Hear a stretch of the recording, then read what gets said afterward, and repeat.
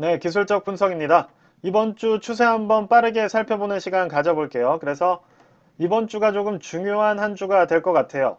왜냐하면 이번 주에 하방으로 향하느냐 아니면 상방으로 반등이 나올 이런 준비를 마치느냐 이렇게 두 개가 결정되는 그런 한 주가 될 것 같다는 생각이 듭니다.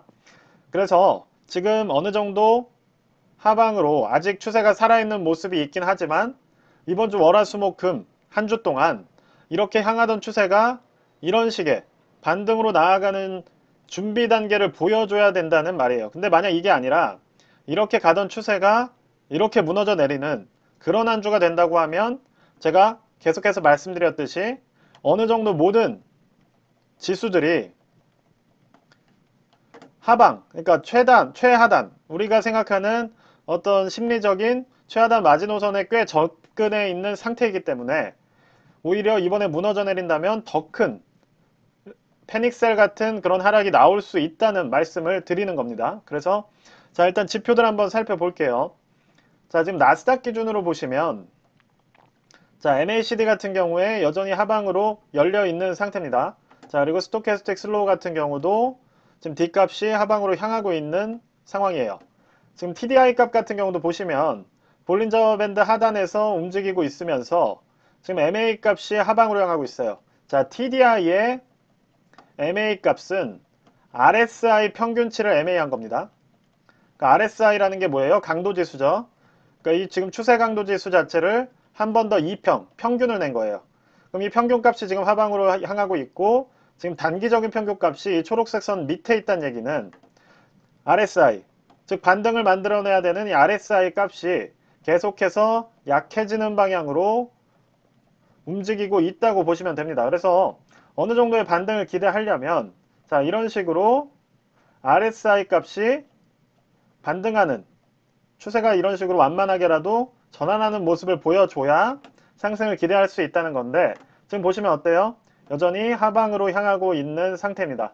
그렇기 때문에 지금 지수 자체는 이번 주에 어느 정도 하방으로 열려 있다고 보시면 되고 과연 이게 내리꽂는 흐름일지 아니면 이런 반등을 만들어내는 완만한 지지 흐름이 될지 이게 결정되는 중요한 한 주여서 좀 주목을 하시라고 계속 말씀을 드렸던 거예요. 자, 다우존스도 비슷한 상황입니다. S&P 500이죠. 자, S&P 500 같은 경우도 지금 보시면 하방이 강하게 나와 있고 오히려 하락폭이 더 컸죠. 나스닥보다. 그래서 지금 하방 추세가 상당히 강하게 열려 있는 상황이에요. 셋 다. 그래서 이번 주에 뭐 성급하게 진입 하시기에는 뭐 좀 더 하방이 열려 있다 보시면 될 것 같아요. 그래도 뭐 비중을 늘리실 분들은 늘리셔도 됩니다. 자, 그리고 자, SOXL 같은 경우 한번 보겠습니다.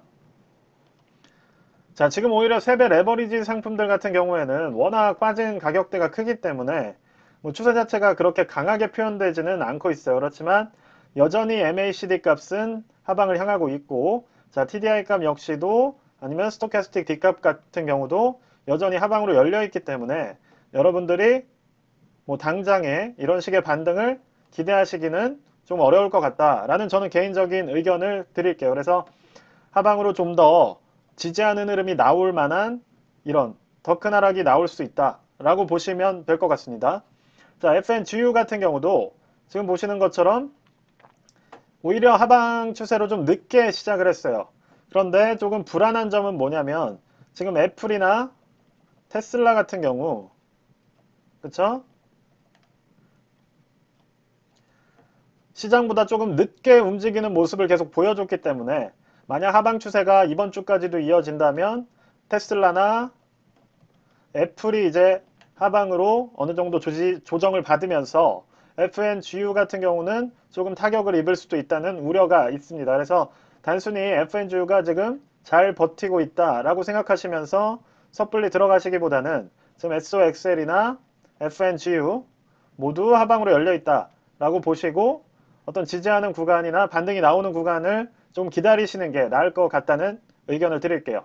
자, 그래서 TQQQ 같은 경우도 상황은 비슷합니다. 그래서 지금 22달러 정도인데 뭐 제가 하방 지지가 어디까지 나올지는 지금 뭐 섣불리 예상을 해드릴 수가 없어요. 추세상으로야 뭐 이렇게 내려간다고 보면 뭐 정말 어디까지 뭐 하방이 열려 있는지는 그거는 아무도 예측할 수가 없는 상황이기 때문에 일단은 추세가 잦아들 때 그러니까 최소한 올라갈 모멘텀이 생겼을 때 이럴 때 들어가는 거를 추천을 드린다는 거예요.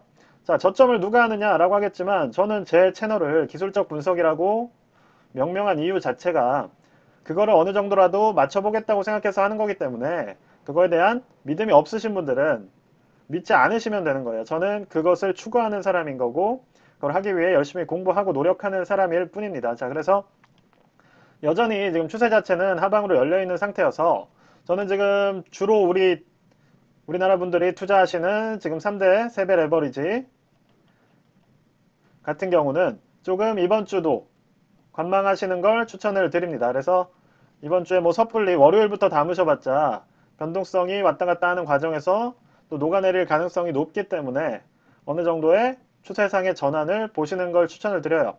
뭐 저는 그럼 매일 하락 얘기만 하냐? 아니에요. 그래도 단기적인 추세 변환이 나올 때는 항상 말씀을 드렸고 뭐 그 과정에서 뭐 10에서 20%의 상승 정도는 충분히 제 얘기를 귀 기울여 들으신 분들은 수익을 보셨을 거라고 저는 생각을 합니다. 그래서 이번 주도 어떻게 보면 하방으로 추세는 열려있는 상황에서 주목하셔야 되는 부분은 무너져 내리느냐, 지지하는 흐름으로 가느냐, 이 두 개의 변곡점이 될 수 있는 한 주이기 때문에 이 부분을 조금 주목해서 봐주시면 좋을 것 같아요.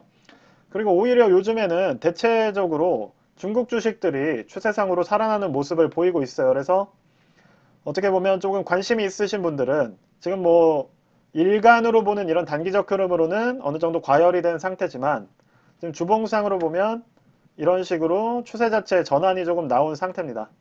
뭐 중국 투자를 꺼려 하시는 분들도 많이 있겠지만 어떻게 보면 지금 시장 자체가 중국에 대한 관심도가 다시 생기고 있는 그런 시기라고 보셔도 될 것 같아요. 그래서 투자 인사이트가 필요하신 분들은 제가 조만간에 개별적인 그런 영상들을 조금 멤버십으로 고민을 하고 있기 때문에 뭐 그럴 때 설명드릴 수 있도록 그렇게 하겠습니다. 자, 그래서 영상이 도움이 되셨으면 구독과 좋아요 꼭 좀 부탁드리고요. 네, 오늘도 좋은 하루 되시길 바라겠습니다. 감사합니다.